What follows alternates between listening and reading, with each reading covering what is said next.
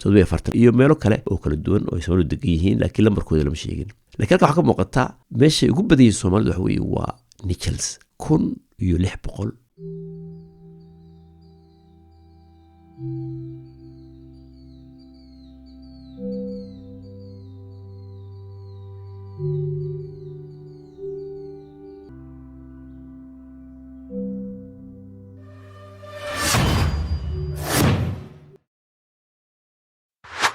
marka ugu horeysa ku saliya nabigeena xabiibkeena عليه أفضل الصلاة والسلام سيدو إلهي سبحانه وتعالى هو أمري يا أيها الذين آمنوا صلوا عليه وسلموا تسليما السلام عليكم ورحمة الله وبركاته درون كينا أي نلقى كعني مانتا ومانتا أي نكوب لابدونو مقالة وقوه الرئيسة حقيقة المركات دوشك إكتيد الميلة تكونوا شاهي waxay kula muuqanaysaa inay tahay wax yar wax kasta oo aad aragtid wuxuu kula muuqanayaa subxaanallah wax quraan jaqeer marka dusha markaad ka eegtid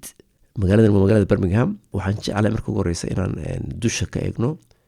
magaalada centerka Birmingham drone-kan meesha ka kiciyay waxa weeye parking kamida parkinada magaalada dhexdeeda tabcan ingiriiskan aan joogno iyo wadamo far badan oo kala duwan marka drone-ka isticmaalaysid nidaam buu leeyahay iyo qaanuun marka waa muhiim weey qofku inuu ogaado waxyaalaha moogtahay lagu ogoleen iyo waxyaalaha lagu ogolyahay marka hadda waan aragnaa magaalada Birmingham dusheenu ka aragnaa tabcan markaynu eegno magaalada Birmingham tabcan waa magaalada labaad ee ugu weyn wadanka Ingiriiska tabcan sidoo ognahay London ba ugu weyn waxayna ku taalaa magaaladaasu Ingiriiska dhexdiisa centerka oo daran kartaa Midland marka la eego Midlandna dhinaca westka bay ka tahay West Midland baa la yiraahdaa Birmingham waa xarun muhiim ah marka la eego dhinaca warshadaha iyo ganacsiga waxayna door weyn ka ciyaartay magaalada Birmingham kacaankii warshadaha qarnigii 18aad ilaa iyo qarnigii 19aad magaca ay caan ku ahaydna oo beriga loo bixiyay waxa loo bixiyay warshada caalamka warshada adduunka ama warshada caalamka sababtuna waxay ahayd warshadaha iyo masaaniicda iyo dad culama ah oo maaragtay aqoon-yahaniyo fara badan ah oo arrimaha aad u yaqaanay ayaa waqtigaa joogay marka caan bay ku ahayd dhinaca ganacsiga iyo warshadaha iyo businessyadaas oo dhan waqtigan xaaliga aynu joogno 2025 dadka degan magaalada Birmingham taqriiban waxa weeye sida la sheegay waa 1,143,000 lambarkana waxaa keenay maamulka deegaanka ayaa keenay xisaabaadka طبعا lambarkaas halka milyan waa Birmingham gudaheeda laakiin marka la eego Birmingham iyo tuulooyinka ku dhegan marka la isku xisaabiyay waxay noqotay 2,800,000 qof Birmingham agteeda tuulooyin far badan ba ku yaala haddii dib loo noqdo القرون الوسطى qarniyadii dhexe waxay tuulo yar bay ahayd oo step by step way kortay sababtoo ah mowqica ama meel istiraatiiji bay ku taalaa kacaankii warshadaha ama athawra sanaaciga waxa loo yaqaano qarnigii 18aad waxay noqotay center kamid ah centerada ugu weyn Yurub dhinaca warshadaha marka la eego iyo soo saarinta khaasatan majaalka macdanta iyo maarta hubka sida loo sameeyo iyo qalabka aalaadka lagu shaqeeyo waxay ahayd top bay ahayd magaalooyinka ugu sareeyay ahayd ee waxa laga soo saaro qarnigii 20aad qarnigii hore isbedel weyn ba ka dhacay taban Birmingham laakiin dib weyn waxa soo gaaray markii dagaalkii labaad adduunka ee magaalada la tuqeeyay kadib gadaal baa loo camiray oo laga shaqeeyo loo dhisay waqtigan xaaliga waa markas aad u weyn dhinaca ganacsiga dhaqaalaha ثقافة waxaasoo dhan iminka Birmingham waxay maraysaa Birmingham waa top weeye kuwa ugu sareeya magaalooyinka adduunka ugu sareeya weeye haddaynu ka hadalno jaamacadaha Birmingham dhowr jaamacadood baa ku yaala waana jaamacado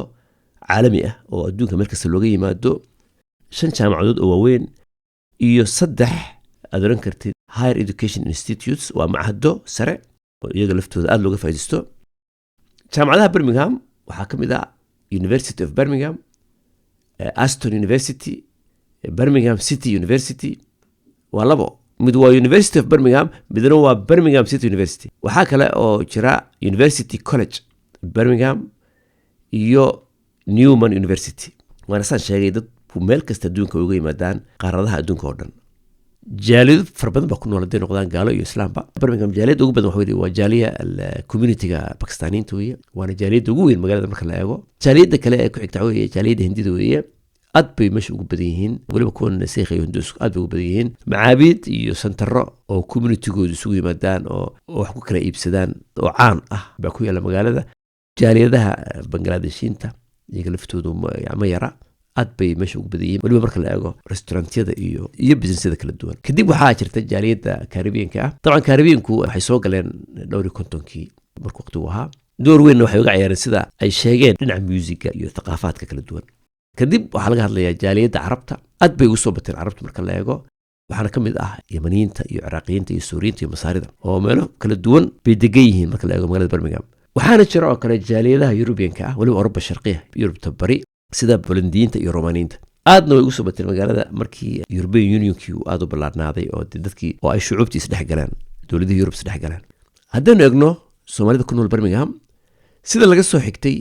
tirakoobkii 2021 يعني 4 سنة كور bay ahayd 16,964 يعني iska dheh 17,000 oo qof ayaa sheegtay in ay yihiin Soomaali taasoo ka dhigaysa mid ka mid ah jaaliyadaha Soomaalida ee ugu waaweyn UK oo ka baxsan magaalada London marka waasan sheegay tirakoobkii 2021kii ayaa macluumaadka la keenay waxaana loo qaybiyey dhowr meelood Nichols oo kale waxaa la yiri waxaa degan 1,600 oo qof Aston waxaa degan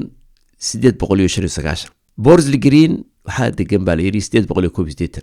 Sparkbrook 857 Small Heath 812 meesha ugu badan Soomaalidu waa Nichols weeye Lozells 798 Washwood Heath 752 Sparkle 747 iyo meelo kale oo kala duwan oo Soomaalidu degan yihiin laakiin lambarkooda lama sheegin laakiin waxa ka muuqata meesha ugu badan Soomaalidu waxa weeye waa Nichols 1,600 hadalkaas waa goorma waa 2021 iminka 17,000 kun qof ee Soomaalida meesha degan akiid lambarkaas uu aad buu dhaafay sababtoo ah dad badan baa Yurub ka soo guuray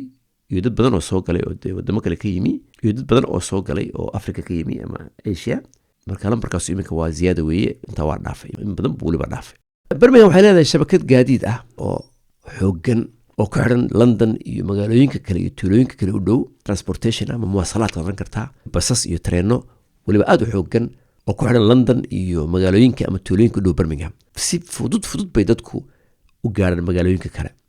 magaalada Birmingham waxyaalo fara badan baa ku yaala santaro fara badan oo shoppingka loogu talagalay dukaakiin fara badan oo wax kasta lagu kala iibsado hotels restaurants marka la eego goobaha cagaarka iyo beeraha Birmingham waxay ka mid tahay magaalooyinka ugu qurux badan dhinaca beeraha marka la eego ta ugu weyn xaqiiqatan uu aad uga helay waxa ka mid ah Cannon Hill Park oo anu xaqiiqatan u arko inuu yahay park ka mid ah parkada ugu qurux badan meesha oo u fiican familiga inay مثلا familigu maalinta gaar iskaga soo baashaalaan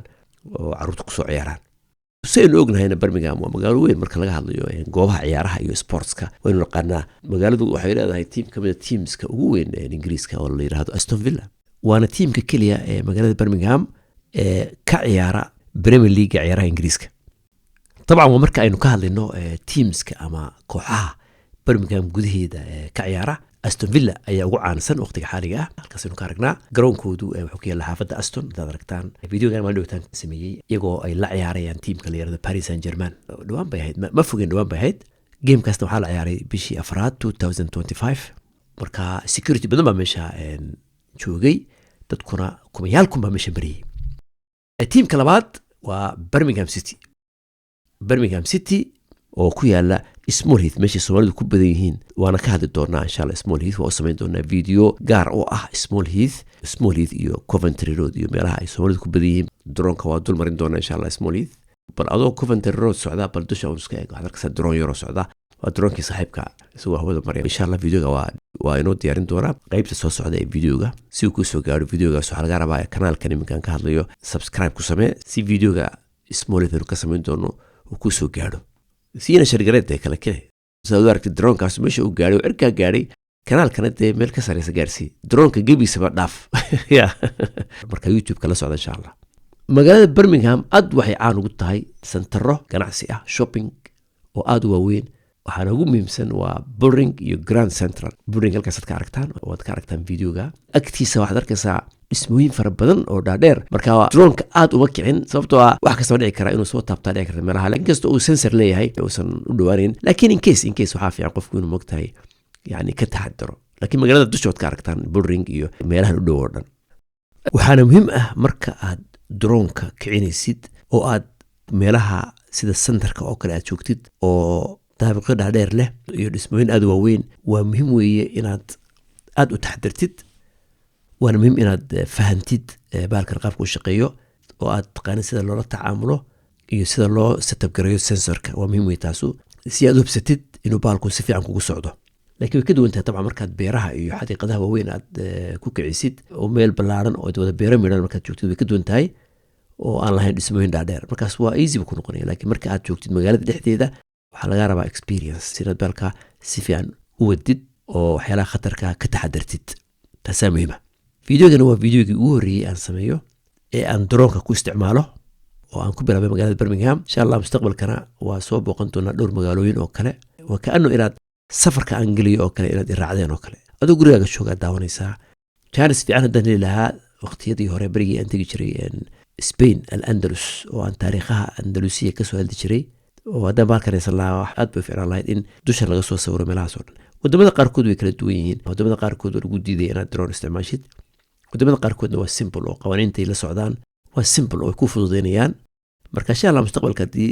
safaro loo baxo in aan sii qaado oo waxyaalo aad u qurux badan ku soo sawiro safarkuna waa muhiim weeye qofku inuu baxo safro wax badan baa iska kaa bedelaya wax badan baa kugu soo kordhaya wax badan baa soo arkaysaa markaad baxdid oo dhooftid oo familiga iyo carruurtaba ka haysid oo ay kula soo dalxiisaan oo hadhowta markay soo noqdaan oo iskuullada isu diyaariyaan iyaga oo wax badan iska bedelan baad arkaysaa marka muhiim weeye safarku waa muhiim weeye waa caafimaad xaqiiqatan insha Allah ilaa intaan ku kulmi doono video kale waxaan leeyahay like in lagu baqaylin iyo share-ka inuu gaarsiiyo videoga meel kasta insha Allah khaasatan haddaad tahay qof ka mid ah dadka degan Birmingham waaba ceeb weeytay haddaadan videoga like saarin adiga oo aynu isku magaalada degannahay oo videogan aad ku daawataan meelahan quruxda badan aad maalin kasta martid waa ceeb weey inaad like saarin macquul maba aha مش ممكن inaad like saarin marka reer Birmingham like-yada ugu horeeya idinkaa saari doona insha Allah طبعا معنوه ما aha reer Birmingham kaliya laakiin dadka igu xiran oo dhan ama dadka first time markii ugu horeysay kanaalkan daawada waxaan oran lahaa dhammaantiinba insha Allah ka faa'iidaysta oo inaad kanaalka inoo support gareysaan inoogu dadaal insha Allah wixii commentana soo qora si aragtaan videoga ma ka hesheen commentadiinu muhiim weey insha Allah وانا ولكن احمد ادم او الى الله حياكم الله وبياكم والسلام عليكم ورحمه الله وبركاته